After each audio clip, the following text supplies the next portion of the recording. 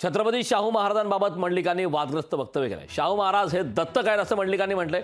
कोल्हापूरची जनता हीच खरी वारसदार आहे असं संजय मंडलिक यांनी एक वक्तव्य केलंय। आताचे महाराज कोल्हापूरचे आहेत का?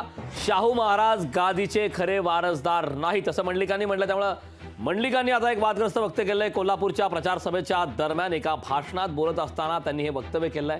शाहू महाराज हे दत्तक आहेत, आताचे महाराज कोल्हापूरचे आहेत का असं वक्तव्य त्यांनी केलंय। नेमकं त्यांचं वक्तव्य हे काय आहे पाहूयात।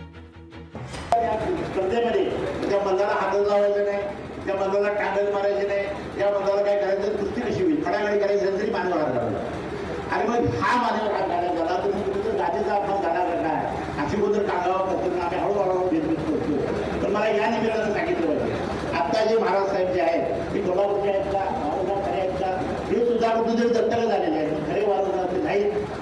खरे वारसदार तुम्ही आम्ही आहोत, चौकटी आंबेडकरांची मंडळी आहोत।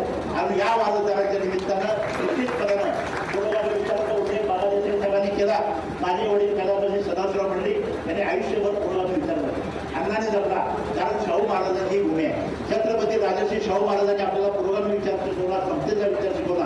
आणि हा विचार शिकवत असताना माझं तर म्हणणं आहे या जिल्ह्यामध्ये राहणारा सामान्य माणूस असेल, नागरिक असेल, महिला असेल, यांना जन्मजात या हवेमध्ये या पाण्यामध्ये आणि ते गुण आहे आमच्या डीएनए मध्ये असे गुण आहे की जन्माला आलेला माणूस हा शाहू आहे।